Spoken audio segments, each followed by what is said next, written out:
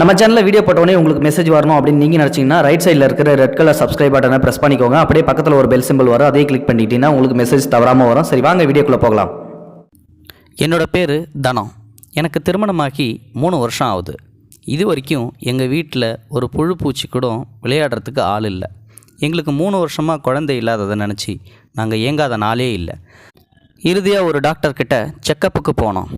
அங்கே எங்களை செக் பண்ண டாக்டர்ஸ் எங்களுக்கு ஐவிஎஃப் சிகிச்சை தான் சரியாக இருக்குன்னு சொல்லி ரிப்போர்ட்டை கொடுத்துட்டு, நீங்கள் ஐவிஎஃப் சிகிச்சை எடுத்துக்கிறீங்களான்னு சொல்லி கேட்டார். நாங்கள் யோசிச்சுட்டு சொல்கிறோன்னு சொல்லி ஹாஸ்பிட்டலை விட்டு வெளியில் வந்துட்டோம். ஐவிஎஃப் சிகிச்சை கண்டிப்பாக சக்ஸஸ் ஆகும்னு சொல்லி எல்லாருக்குமே தெரியும். எங்களுக்கும் அந்த நம்பிக்கை இருந்துச்சு. ஆனால் அதுக்கு தகுந்தா போல் எங்ககிட்ட அவ்வளோ பணம் இல்லை.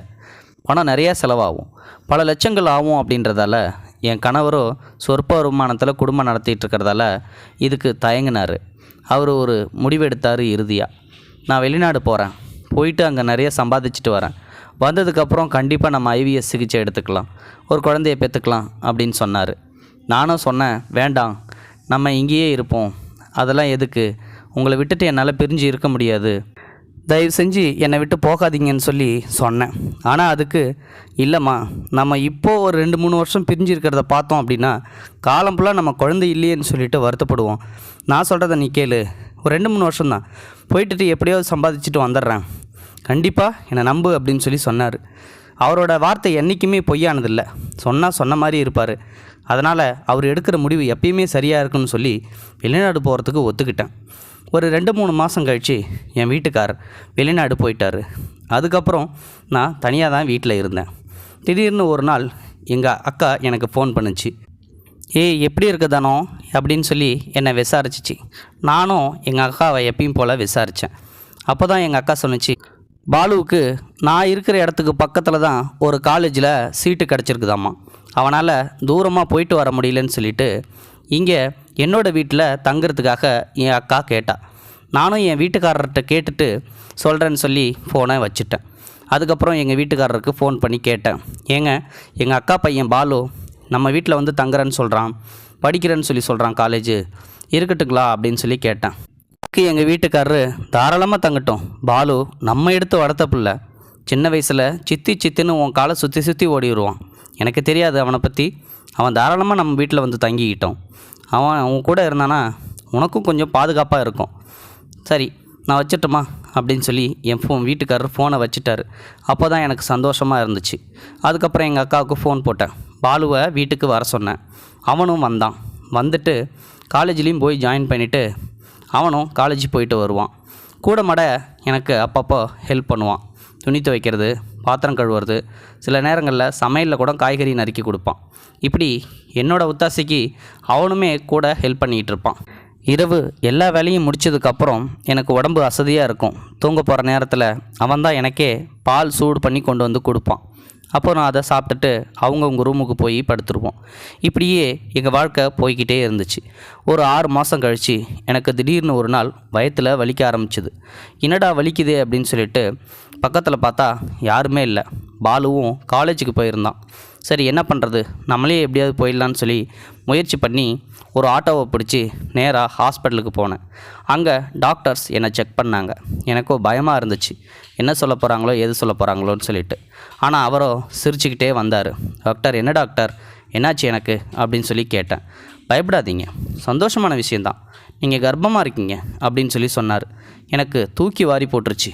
என்னடா அது, நம்ம வீட்டுக்காரரோ வெளிநாடு போயிட்டார், அவர் போனதுக்கப்புறம் பாலு மட்டும்தான் நம்ம வீட்டில் இருக்கான், ஆனால் திடீர்னு இவரோ கர்ப்பமாக இருக்குன்னு சொல்லி சொல்கிறாரு. அந்த ரிப்போர்ட்டை மட்டும் வாங்கிட்டு எனக்கு ஷாக்காக இருந்ததை பார்த்து அந்த டாக்டர், என்னாச்சுமா, ஏன் ஷாக்காக வர மாதிரி பார்க்குற அப்படின்னு சொல்லி கேட்டார். ஒன்றும் இல்லை டாக்டர்னு சொல்லிட்டு மழுப்பிக்கிட்டே வெளியில் வந்துட்டேன். இது யார் பார்த்த வேலையாக இருக்கும், ஒருவேளை இந்த பாலுவாக தான் இருக்குமோ, அவன் தானே தூங்க போகிறதுக்கு முன்னாடி பால் சூடு பண்ணி கொண்டு வந்து கொடுப்பான், ஒருவேளை அந்த பாலில் ஏதாவது மயக்க மாத்திரை கலந்துட்டு நம்மளை அவனோட இச்சைக்கு பயன்படுத்திட்டானோ அப்படின்னு சொல்லி அவன் மேலே சந்தேகம் வந்துச்சு. அதுவும் கோபமாக இருந்துச்சு. சரி இன்றைக்கி போவோம், வீட்டுக்கு போய் அவனுக்கு இருக்குது அப்படின்னு சொல்லிட்டு நேராக வீட்டுக்கு போய் அவனுக்காக காத்துக்கிட்டு இருந்தேன். அவனும் வந்தான். வந்துட்டு என்னை எப்பயும் போல் கேஷுவலாக தான் பார்த்தான்.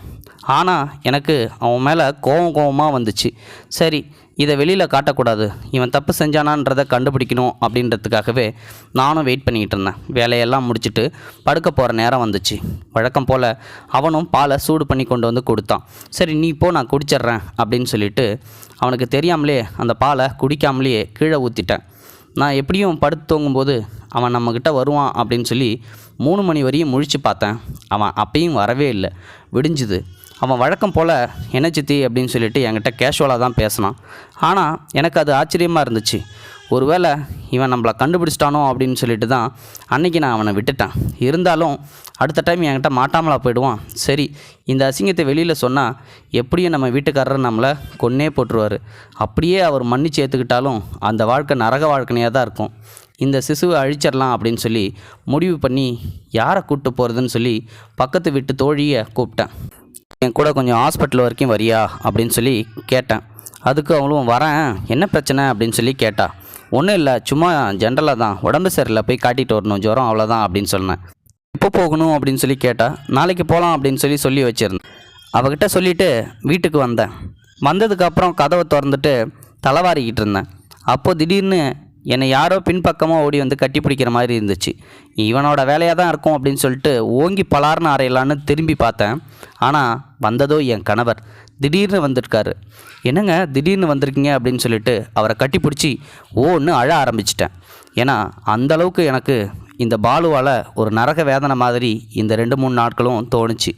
அவர் உடனே என்ன, ஏய் அழாத, எதுக்குமா அழுவுற, நான் தான் வந்துட்டல்ல, எனக்கு லீவு கொடுத்துருக்காங்க ஆஃபீஸில் 10 நாள் லீவு, அதான் சரி இங்கே வந்துட்டு போகலாம் அப்படின்னு சொல்லிட்டு வந்தேன்.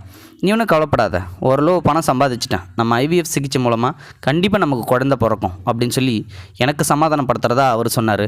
ஆனால் என் வயிற்றில் ஒரு குழந்தை வந்துகிட்டு இருக்கு அப்படின்னு அவருக்கு தெரியாது இல்லையா. அவருக்கு துரோகம் பண்ணதை நினச்சி எனக்கு ரொம்ப அழுகையாக வந்துச்சு. ஆனால் நான் துரோகம் பண்ணலையே, இன்னொருத்தன் தானே பண்ணான், என்ன பண்ணுறது அப்படின்னு சொல்லி யோசிச்சுக்கிட்டே இருந்தேன். சரி, மறுநாள் விடிஞ்சுது. என் தோழியும் கூப்பிட்டா. இன்றைக்கி வேண்டாம், எனக்கு உடம்பு சரியாக இருக்குது, போக வேணான்னு சொல்லி அவளை எப்படியோ சமாளிச்சிட்டேன். ஆனாலும் என் வீட்டுக்காரர் இருக்கும்போது ஹாஸ்பிட்டலுக்கு போனால், அதுவும் தனியாக போனால் நல்லாவா இருக்கும், கண்டிப்பாக எங்கே எதுன்னு சொல்லி என்னை கேட்பார். அவருக்கு நான் என்ன பதில் சொல்கிறது? அதனால் திருன்னு முழிச்சிக்கிட்டே அந்த ரிப்போர்ட்டை வச்சு அழுதுகிட்டே இருந்தேன். என் அக்கா பையன் பாலு உள்ளே நுழைஞ்சான். சித்தி, என்ன சித்தி, என்ன இது ரிப்போர்ட்டு, ஏன் அழுதுகிட்டே இருக்கீங்க, ஏன் சித்தி என் கூட சரியாக பேசக்கூட மாட்டேன்றீங்க, எப்போ பார்த்தாலும் என்னை அவாய்ட் பண்ணிகிட்டே இருக்கீங்க, நான் ஏதாவது தப்பு பண்ணிட்டேனா சித்தி அப்படின்னு சொல்லி கேட்டான். எனக்கு வந்துச்சு கோவம். ஆமாண்டா, எல்லாத்துக்கும் காரணமே நீதாண்டா அப்படின்னு சொல்லி அந்த ரிப்போர்ட்டை தூக்கி அவன் மூஞ்சிலே வீசினேன். அதை எடுத்து பார்த்துட்டு, என்ன சித்தி இதில் ப்ரெக்னென்ட்னு போட்டிருக்கு, அப்போ நீங்கள் ப்ரெக்னெண்ட்டாக இருக்கீங்களா அப்படின்னு சொல்லி கேட்டான். ஆமாண்டா, இதுக்கு காரணமே நீ தானே, நைட்டு தூங்கும்போது எனக்கு பாலில் ஏதோ மயக்க மருந்தை கலந்து கொடுத்துட்டு நீ பண்ண வேலை தானே இது, எனக்கு தெரியுண்டா அப்படின்னு சொல்லி ஓன்னு அழ ஆரம்பிச்சிட்டா. சத்தத்தை கேட்டு என் கணவர் ஓடி வந்தார். என்னாச்சு தானோ அப்படின்னு சொல்லி என்னை கேட்டார். நான் எல்லா விளக்கத்தையும் அவர்கிட்ட சொன்னேன். நீ ஒன்றும் கவலைப்படாத, இதுக்கு காரணம் கண்டிப்பாக சந்துருவாக இருக்க மாட்டான் அப்படின்னு என் வீட்டுக்காரரை எனக்கு சமாதானம் சொல்லிவிட்டு என் ரிப்போர்ட் எடுத்துக்கிட்டு நேராக ஹாஸ்பிட்டலுக்கு போனார். அவர் போயிட்டு வந்ததுக்கப்புறம் சிரிச்சுக்கிட்டே தான் வந்தார். என்னாச்சுங்க நீங்கள் சிரிச்சுக்கிட்டே வரீங்க, என்னாச்சு அப்படின்னு சொல்லி நான் ரொம்ப பதட்டமாக கேட்டேன். ஆனால் அவர் சொன்ன பதிலை கேட்டு எனக்கு ரொம்ப ஆச்சரியமாக இருந்துச்சு. தப்பு பண்ணிட்டோமோன்னு தோணுச்சு. அப்படி ஒரு பதிலை சொன்னார். என்னன்னா, அது என்னோடய ரிப்போர்ட்டே இல்லையாம்மா, என் பேரை கொண்ட இன்னொரு பொண்ணோட ரிப்போர்ட்டு. அந்த பொண்ணு பேரும் தனம் தானா, 2 பேருமே தனம்னு சொன்னதால் ரிப்போர்ட்டு மாறி வந்துருச்சு. அந்த டாக்டர் அது தெரியாமல் என் ரிப்போர்ட்டுன்னு நினச்சி என்னை கர்ப்பமாக இருக்காருன்னு சொல்லிட்டாரு. ரிப்போர்ட்டு கொடுத்து முடிச்சதுக்கப்புறம் என் பேர் கொண்ட பொண்ணுக்கிட்ட கர்ப்பமாக இல்லைன்னு சொன்ன உடனே அந்த பொண்ணு வேறு எங்கேயோ செக் பண்ணி பார்த்துட்டு கர்ப்பமாக இருக்குன்னு சொல்லிட்டு எங்கள் ஹாஸ்பிட்டலில் வந்து சத்தம் போட்டுச்சு. அதுக்கப்புறம் தான் எனக்கு விஷயம் தெரிஞ்சுது, நம்ம தான் ரிப்போர்ட்டை மாற்றி கொடுத்துட்ட மாட்டேங்குன்னு. அந்த நர்ஸை பிடிச்சி சத்தம் போட்டுட்டு, உங்கள் ஃபோன் நம்பருக்கு எவ்வளோ ட்ரை பண்ணேன், உங்கள் ஒய்ஃபோட ஃபோன் நம்பர் போகவே இல்லை, இது இவ்வளோ பெரிய பிரச்சனையாக வந்து நிற்குன்னு நான் நினைக்கவே இல்லை, சாரி சார், எங்களை மன்னிச்சிருங்க, எங்கள் ஹாஸ்பிட்டல் பேர் கெட்டு போயிடும், இதை வெளியில் சொல்லாதீங்கன்னு சொல்லி என்கிட்ட சொன்னார். அதை தான் நான் அவங்ககிட்ட சொல்கிறேன்னு சொல்லி எங்கள் வீட்டுக்காரர் சொல்லும்போது எனக்கு அப்படியே ஆனந்த கண்ணீரே வந்துச்சு. நம்ம தப்பு பண்ணலன்னு சொல்லிட்டு. ஒரு பக்கம் என் அக்கா பையனை நினச்சி எனக்கு ரொம்ப வருத்தமாக இருந்துச்சு. அவங்ககிட்ட போய் சாரி கேட்டேன். மன்னிச்சிரு பாலு, நான் உன்னை தப்பாக நினச்சிட்டேன், நீ அந்த மாதிரி பையன் இல்லை, மன்னிச்சிருன்னு சொல்லி. ஆனால் அவனும் கேட்காம இங்கே வீட்டை விட்டு வெளியில் போயிட்டான். போனதுக்கப்புறம் எங்கள் அக்கா அவங்கிட்ட என்னடா நடந்துச்சு, திடீர்னு ஏன் வந்துட்ட அப்படின்னு சொல்லி எவ்வளோ கேட்டவும் எனக்கு ஒன்றும் பிரச்சனை இல்லை, சும்மா தான் வந்தேன் அப்படின்னு சொல்லி மழுப்பிட்டான். அதுக்கப்புறம் ஊருக்கு எத்தனையோ டைமு ஃபங்க்ஷனு விழாக்கள்னு சொல்லிட்டு அக்கா வீட்டுக்கு போவேன். ஆனால் எங்கள் அக்கா பையன் என் கூட பேசவே இல்லை.